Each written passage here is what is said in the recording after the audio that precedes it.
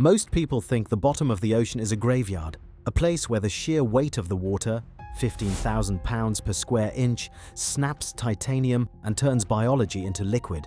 We've been told that past 8,000 meters, life as we know it simply stops. But we were wrong. To understand how wrong, we have to go down. At 200 meters, the sunlight vanishes. By 1,000 meters, even the deepest diving whales have turned back.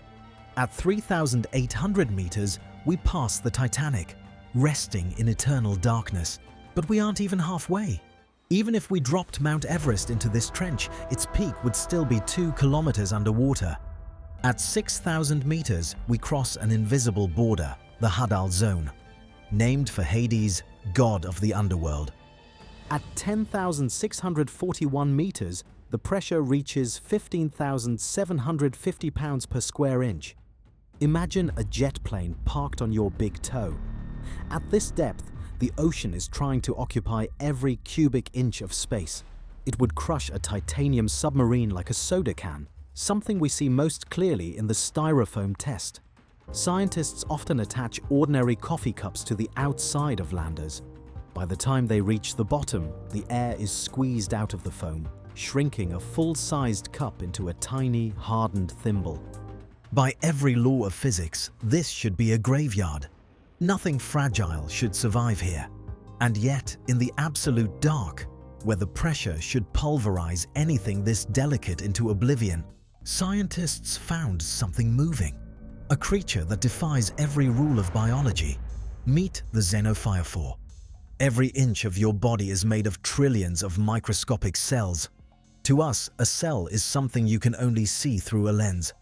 But the Xenophyophore is a single living unit that you could hold in your palm like a grapefruit. Forget the idea of a colony.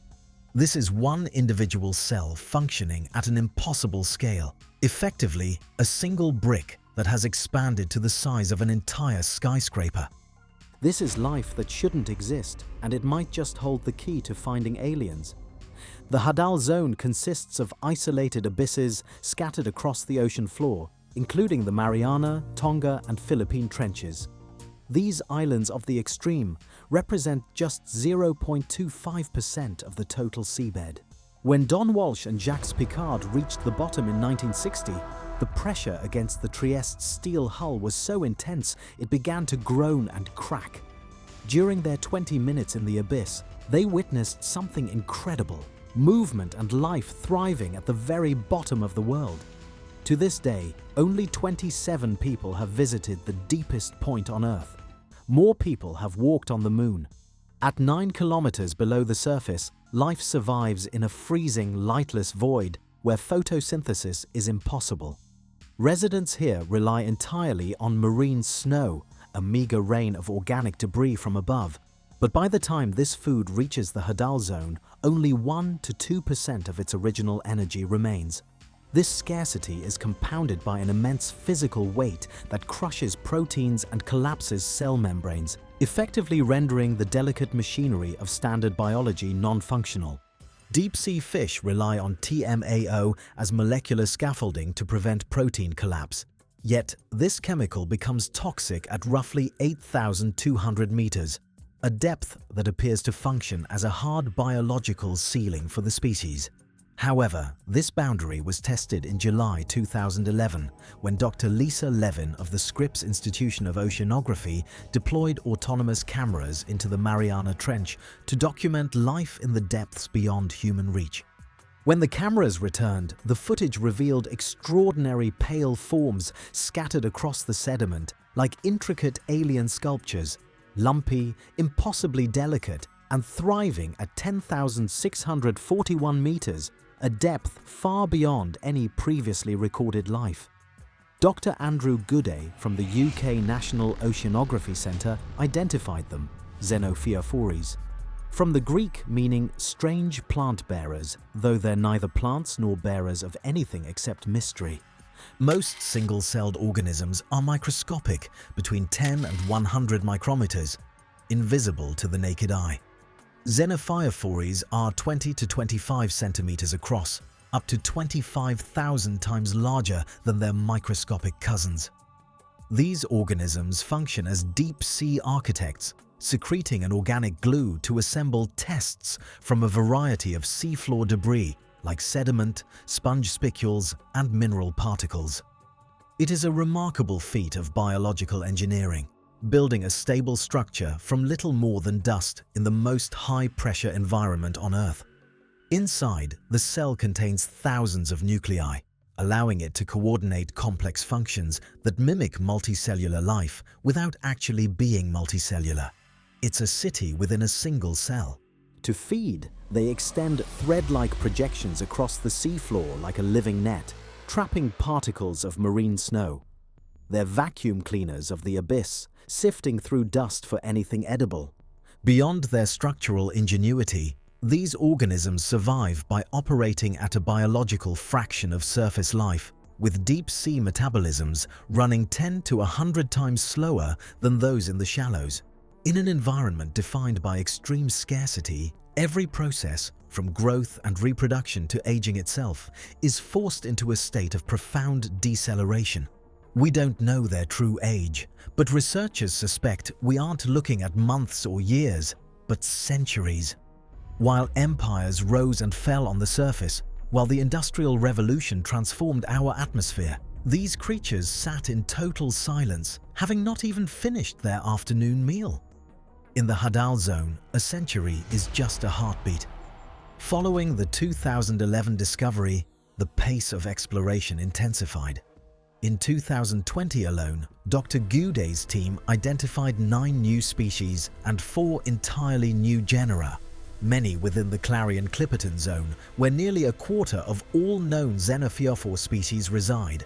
These organisms possess the extraordinary ability to concentrate heavy metals like lead, uranium, and mercury into their tests, incorporating toxins that would be lethal to most life directly into their skeletal structures. Yet, while these alien sculptures thrive on a diet of poison and dust, they are no longer alone in their isolation. Despite being further from civilization than the International Space Station, the Hadal zone is no longer untouched. The deep sea trenches now bear the unmistakable chemical and physical footprint of humanity. A 2017 study by Dr. Alan Jameson revealed the reach of human impact when his team analyzed amphipods retrieved from the 10,000-meter mark of the Hadal zone. The analysis showed that these deep-sea crustaceans were heavily contaminated with persistent organic pollutants, specifically PCBs, at levels 50 times greater than those seen in the most polluted surface waters of China.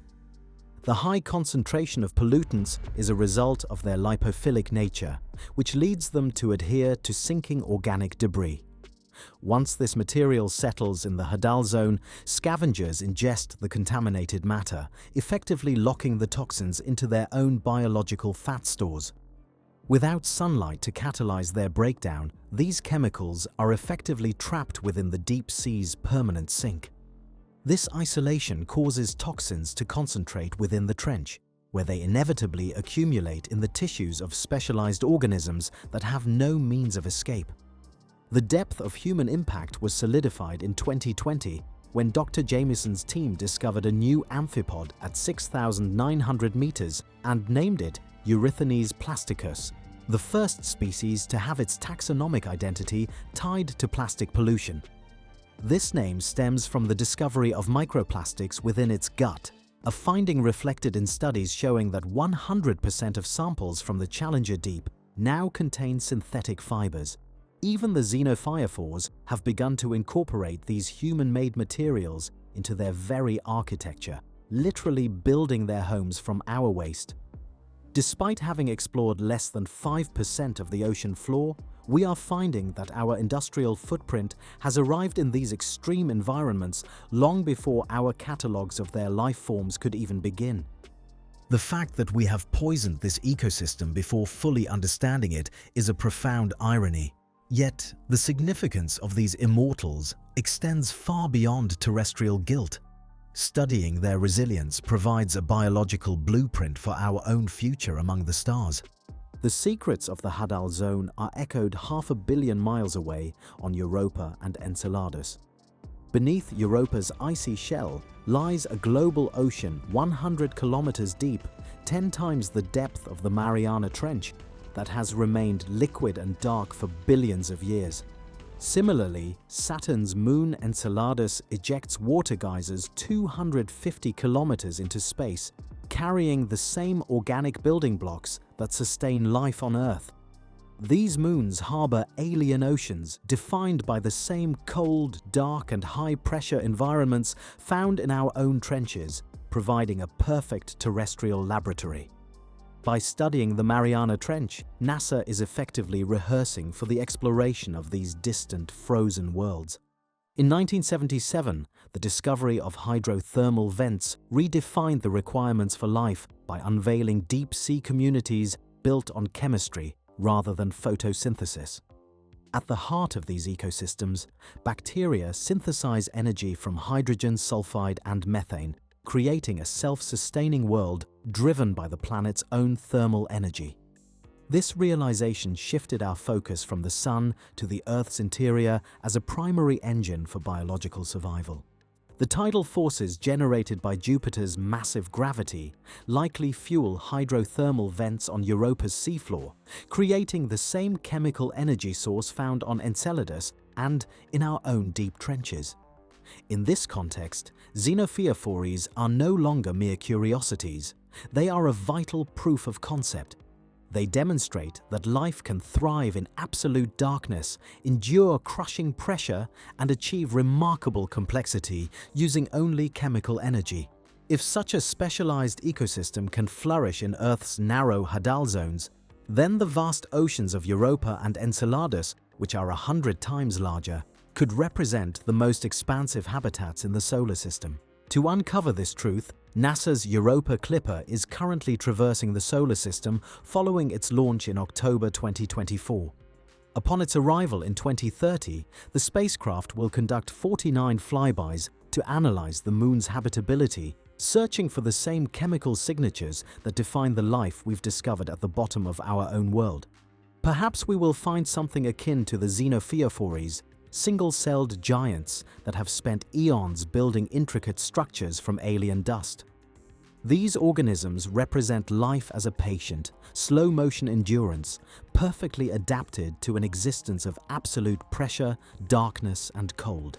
They challenge our terrestrial expectations of what biology should look like, proving that even in the most inhospitable voids, life is not just a possibility, but a profound and persistent reality. Despite these breakthroughs, deep-sea biology remains a field of profound mysteries. We have yet to fully grasp how xenophyophores withstand such immense pressure, how they reproduce, or the secret behind their immense size and lifespan. Though we have described 77 species, the Hadal zone is so vast that we have only explored a fraction of its territory, and it is a race against time. The mounting threats of deep-sea mining, climate change, and pollution are encroaching faster than we can study the life down here. These organisms have survived millions of years in Earth's harshest environment. The real question now is whether they can survive us. The Mariana Trench is not merely the bottom of our world, but a window into alien ones. It serves as a reminder that life is far more stubborn and resilient than we often realize, and that we are not as separate from the deep as we once thought. If life can flourish in our own trenches, the oceans of Europa could indeed harbor the most expansive ecosystem in the solar system. When we finally find life on Europa, and it is a matter of when, not if, its form remains a mystery. Will it be intelligent, complex, or multicellular? Or will it resemble the Xenophyophores, ancient giants living in slow motion at the bottom of an alien sea, building palaces from dust and waiting for us to notice them? The deepest place on Earth is not a graveyard, but a cradle for a different kind of life, and perhaps a preview of what awaits us among the stars. What do you think alien life will look like? Will it mirror the biology of Earth, or will it be something entirely beyond our imagination? Drop your theories in the comments below. If this journey into the abyss fascinated you, hit the like button and subscribe for more explorations of our planet's greatest mysteries. Check out my deep sea playlist to see what other impossible creatures live in the Hadal zone. The abyss is calling. Let's answer.